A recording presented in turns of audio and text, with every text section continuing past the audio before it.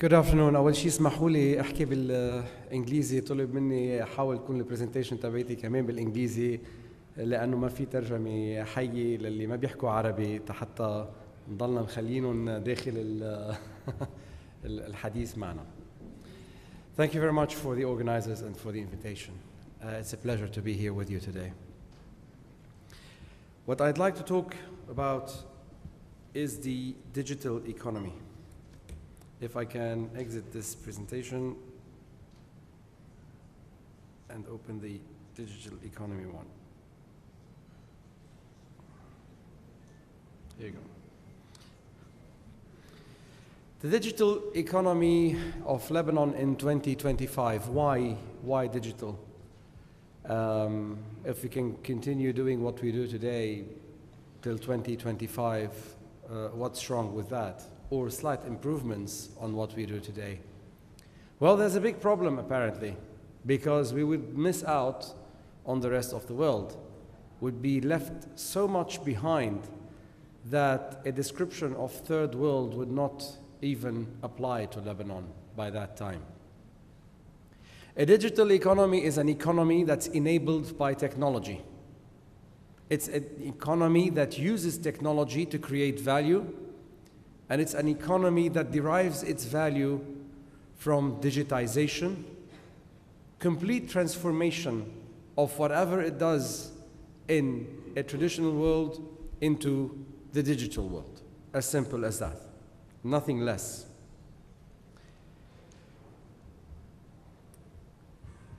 Let's just take a very quick look on the Lebanese economy as it stands today. I won't dwell too much on this because we've heard a lot of negativity in the Lebanese economy this morning, or about the Lebanese economy this morning. Job creation. This is an economy that generates 32,000 job-ready individuals, but can only secure about 4,000 to 5,000. So where do the others go? Outside the economy. The opportunity cost, for example, of simple infrastructure, broadband. By not having the right broadband penetration and speed, we're losing 3.36% on the GDP every year, simply by having slow connectivity in Lebanon. Corruption, well, $2.5 billion the cost of corruption in Lebanon. Competitiveness, we rank 130 out of 143 countries in the world in terms of digitization level, and 140 from 143 in terms of government usage of information and communications technology. So our government is still in the dark ages as far as digitization is concerned. There's no way of trying to water this down or make it more diplomatic than this. Foreign direct investment inflow, again, this has dropped between 2008 and 2015 by 5.4%. People are investing less and less in Lebanon for various reasons.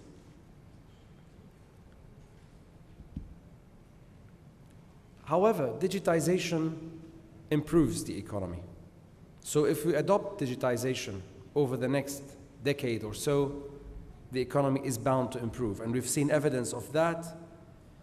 For example, the digitization impact on the GDP of the Middle East and North Africa region in 2013 has been $16.5 billion US. And you can see in East Asia and the Pacific, for example, it exceeded $50 billion in the same year. Digitization impact on job creation, which is extremely important to us here. In the MENA region, 378,000 jobs were created in 1 year due to digitization. And you can see the millions that have been created in Asia Pacific because of digitization. So it's not something that is of a luxury, as many politicians may believe. Sometimes we see it slip in the rhetoric of politicians as well, because they've heard about it somewhere, or they read the World Economic Forum report or ITU report somewhere, without understanding the true meaning of digitization and the digital economy. It is actually a necessity. It's a must, and it's not a choice. So we need to get our act together. So let's stop nagging. Let's throw away the papers and open a new page. Let's look forward to the future. What does it take to actually build that digital economy? First of all, governance systems have to be consolidated.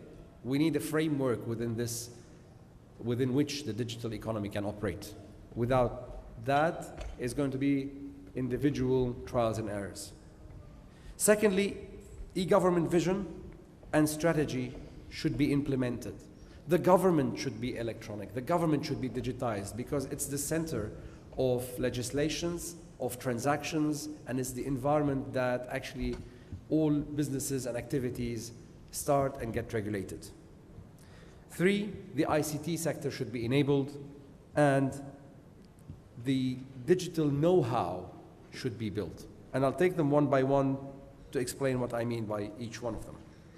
On the governance side, establishing common practice, industry-wide common practices, interoperable infrastructure, because if we do not have an infrastructure or a platform that's interoperable and a platform that allows an open development environment, then again, it will take us decades before we can actually get our act together on the digital side. New entrants should be brought in and adapted to the environment, helping them develop their businesses, develop their digital activities around that ecosystem. Bring the players together, all the big players, government, big suppliers of technology infrastructure, developers, businesses, investors, have to all work together. And we're seeing now the start of that ecosystem being developed in Lebanon, which is quite a good thing, but we need much, much more done on that to get there in 2025. And last but not least, in fact, it's the most important one, is the legal system. Unfortunately, when you look at the World Economic Forum, you find Lebanon ranking really, really behind the rest of the world on institutions. And when you look under the subtitles of what they mean by institutions, you find many of them are related to the legal system, the legislative system, transparency, and the rule of law. Intellectual property rights, company establishment processes, investment protection. Those who put their money in this space need to feel they're legally protected. And there's an independent legal system that's enforcing the laws. It's not enough to have legislation and laws, it's important to have law enforcement as well. And to enable electronic transactions. We've had a law on e-transactions and protection of personal data sitting in the Lebanese parliament under debate for more than 13 years. Can you imagine that? Without that kind of laws, we cannot actually have an electronic or a digital economy. We need to at least accept digital signatures and digital contracts. That's the least, the minimum basic.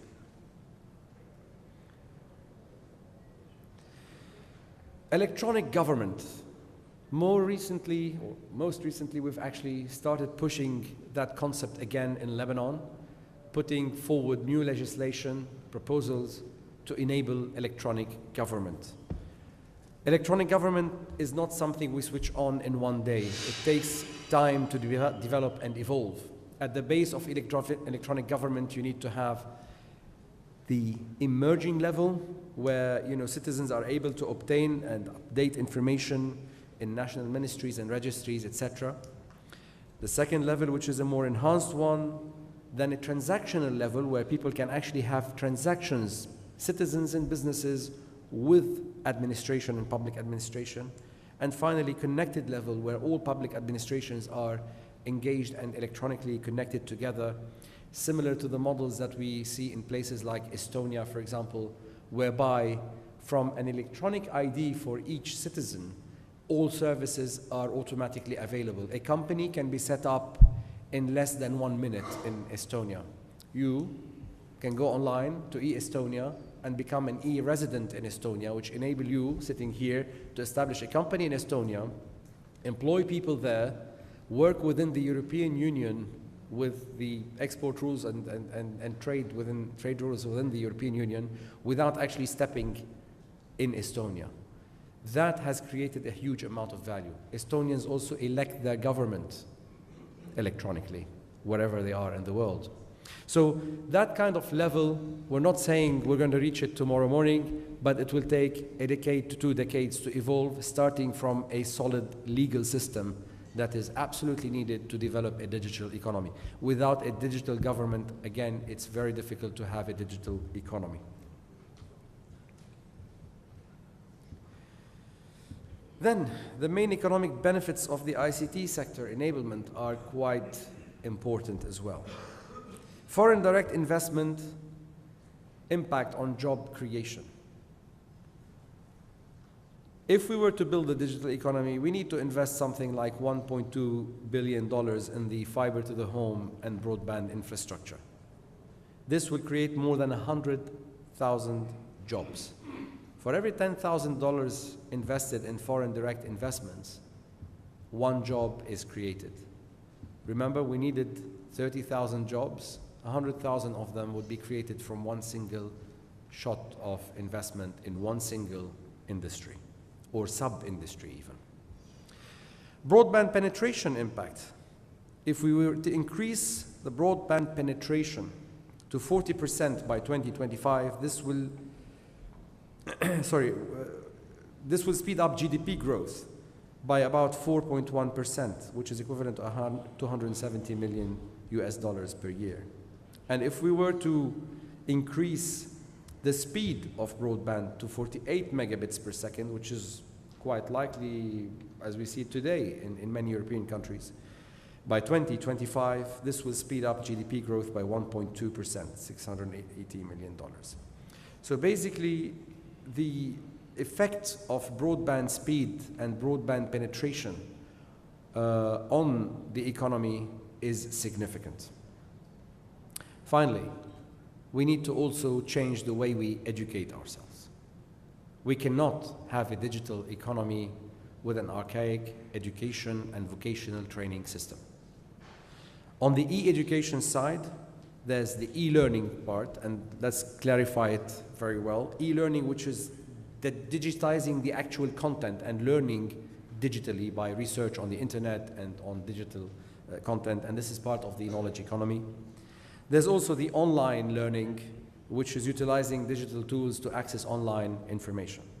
However, there's another side which needs to be developed and is usually overlooked, which is the e-literacy. E-literacy is basically learning how to develop applications, software, and services electronically the same way you can read and write Arabic, French, and English today. It's an equivalent skill. If by 2025, our 8-year-old children cannot program, we have a problem. It would be the equivalent of having our 8-year-old children today not being able to read or recognize alphabetic letters. As simple as that. Also, our employees who are already in the economy, the people who are already there, doing things, producing, if they're not digitally reskilled and able to manipulate content and data and programs and applications, we will have a problem similar to having today a clerk in the government sitting there having to write your name and details, but they're illiterate and they cannot read and write. تخيلوا مثلا اليوم المختير ما بيعرف يقرأ ويكتب بلبنان كله شو كان بيصير. Imagine المختار نفسه in 2025 or 2030 in a digital economy who cannot use a computer or be able to program an application to help him do his job. Then we will have a problem at the government level. Imagine an employee who cannot actually program simple applications by that time. We will have a problem in productivity. هاسباني لو تسمح بعطيه بس دقيقتين تنقدر نراعي الوقت إذا بتسمح لنا. تبلغت بالوقت. أنا بعطيك كل النهار بس في وقت مشان فيه. هيدي آخر دقيقة. خلصنا. So finally, the challenges. How do we get there? The first challenge is a slow legislative approach in Lebanon. You know how the parliament operates, so to get these laws through the parliament, we've had 13 years, maybe another 13 years are needed to get at least one law in. And when we get the law in, it's very difficult to implement it. The second one is the public sector dominance, the public sector mentality. The government should own all, should operate all, should do all. And we've heard that this morning, so I will not go through it again. Without a private sector investing in this or co-investing in this, we cannot have a digital economy. Full stop, no debate about this. 3, lack of public spending. So if the government wants to own and operate everything, it cannot actually invest in it. So we stop, we do nothing.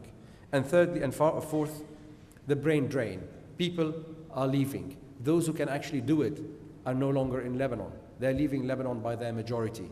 So who's going to do it if we cannot stop that brain drain and start investing within the Lebanese economy to build the digital economy? Thank you very much for listening.